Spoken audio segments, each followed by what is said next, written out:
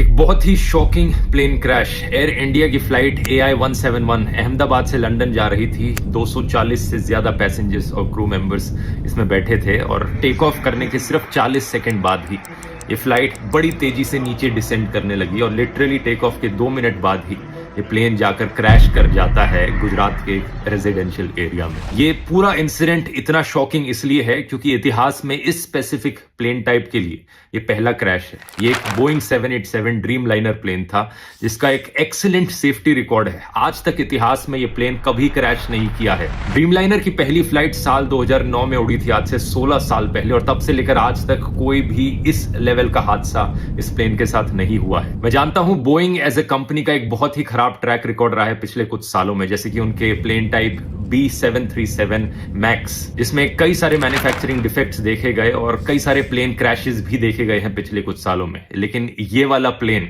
वो नहीं था। इस प्लेन का स्पेसिफिक कोड नंबर VTANB था, जिसे आप इंटरनेट पर जाकर सर्च करोगे तो सारा डेटा मिल जाएगा। ये 11 साल पुराना प्लेन था, कोई ज्यादा पुराना प्लेन नहीं था। ड्रीम लाइनर्स का लाइफ स्पैन 20 से 30 साल तक का होता है। जो पायलट इस प्लेन को उड़ा रहे थे, कैप्टन सुमित सबरवाल, उनका खुद का भी 8200 फ्लाइट आवर्स का फ्लाइट एक्सपीरियंस था, जो कि बहुत अच्छा होता है। तो पायलट भी इनएक्सपीरियंस नहीं थे। अगला सवाल आपके दिमाग में आएगा कि क्या वेदर खराब था? ऐसा भी नहीं था। 1:30 बजे दोपहर के ये क्रैश हुआ। वेदर कंडीशंस अगर देखी जाए तो लगभग 40 डिग्री सेल्सियस के आसपास का तापमान था। कोई ज्यादा तेज हवाएं नहीं चल रही थी। विजिबिलिटी जो थी बहुत ही अच्छी थी, 6 किलोमीटर से ज्यादा की विजिबिलिटी। तो ऐसे में सवाल उठता है कि यहां प्रॉब्लम कहां पर हुई। इसका असली जवाब हमें जल्द ही पता लगेगा। अभी प्लेन के ब्लैक बॉक्स से इंफॉर्मेशन को रिट्रीव किया जा रहा है, लेकिन मोस्ट लाइकली ये पूरा हादसा एक बहुत ही भयंकर टेक्निकल फेलियर का लग रहा है। क्या यहां पर कोई इंजन फेलियर हुआ है मेंटेनेंस फेलियर की वजह से? इसका असली जवाब तो हमें तभी पता लगेगा जब ब्लैक बॉक्स को रिट्रीव करके